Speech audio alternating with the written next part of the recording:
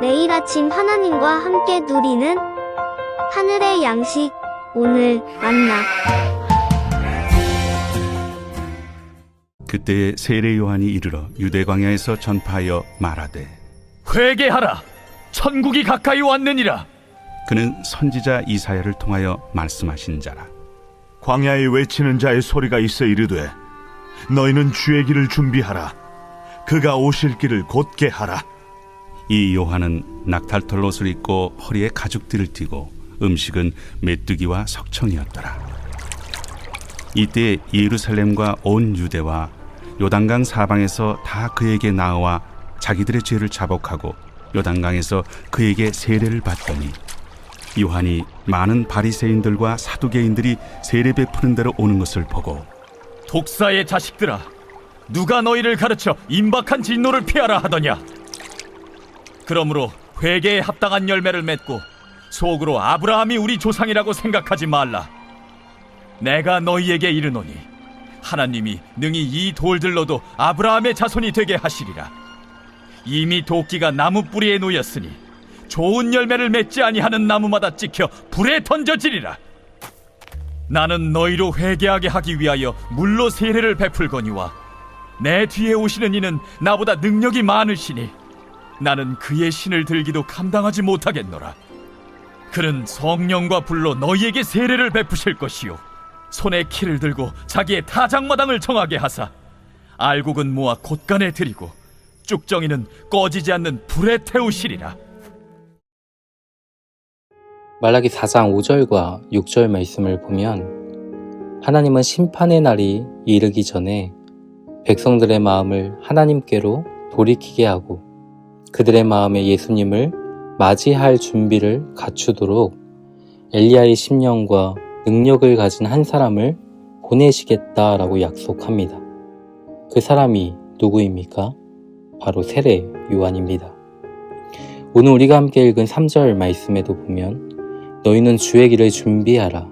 그가 오실 길을 곧게 하라고 선포하고 있는데, 여기서 주의 길을 준비하도록 보냄을 받은 자가 세례 요한임을 알 수 있는 것이죠.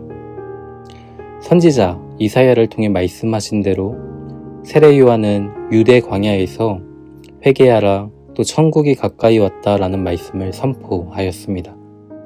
죄와 허물로 죽은 백성들을 향해 그들에게 임할 하나님의 심판과 저주를 선포하였고, 죄에서 돌이켜 그 회개에 합당한 열매를 맺도록 백성들에게 세례를 베풀었습니다.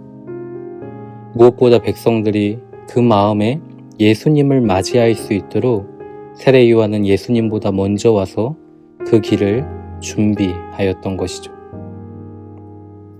고대 백성들은 왕의 행차가 있기 전에 왕이 오실 길을 미리 준비하였습니다. 왕의 행차를 알리는 자가 외치고 지나가면 그 뒤에는 삽과 괭이를 든 사람들이 따라와 그 도로를 보수하였던 것이죠. 높아진 길은 깎아서 낮추고 움푹 파인 곳은 모래와 자갈을 넣어 채워 주었습니다. 이 모든 일은 왕의 행차가 평안하도록 하기 위함이었죠. 요한 당시 백성들의 마음도 이와 같았습니다. 죄로 인해 누군가의 마음은 높은 산처럼 교만했고, 또 누군가의 마음은 깊은 골짜기처럼 무너져 있었습니다. 예수님이 오셨지만 예수님을 받아들일 준비가 전혀 되어 있지 않은 그 백성들의 마음에 예수님을 모실 수 있도록 요한은 앞서 하나님의 심판과 회개를 선포하며 주님이 오실 길을 예비하였던 것이죠. 세례 요한은 주의 길을 예비하기 위해 먼저 하나님 앞에서 구별된 삶을 살았습니다. 그가 어떻게 주의 길을 예비하기 위해 구별된 삶을 살았는지 우리는 성경을 통해 몇 가지 사실을 확인할 수 있습니다. 첫째, 누가복음 1장 15절의 말씀을 보면, 요한은 포도주나 독한 술을 마시지 아니하고 모태로부터 성령의 충만함을 받았다라고 기록합니다. 포도주나 독한 술로 그 마음을 흐트러뜨리지 않고 성령의 충만함 속에 하나님의 뜻이 무엇인가 묻고, 또 하나님의 마음에 그 마음을 일치시키고자 힘을 기울였던 것이죠.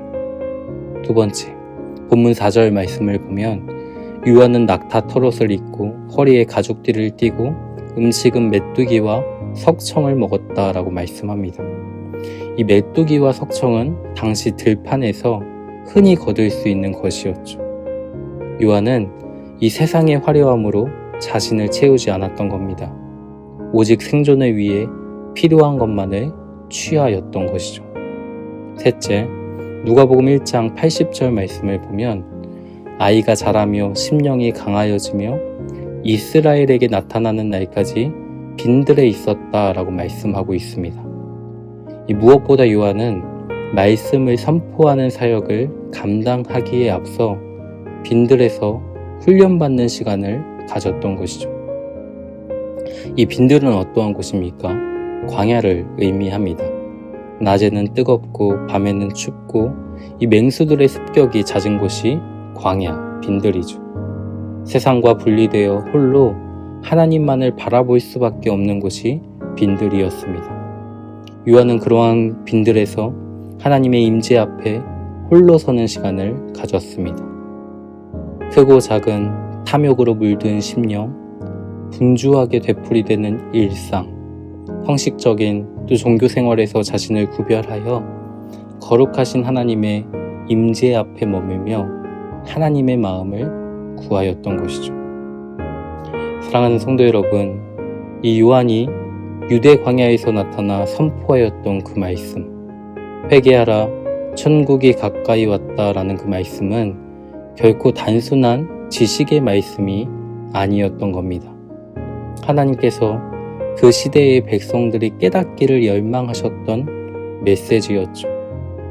거룩하신 하나님의 임재 앞에 머물며 하나님의 뜻과 마음을 구하는 요한에게 하나님은 심판과 진노와 회개와 천국을 말씀하셨고 그 말씀을 대언하여 선포하게 하셨던 겁니다.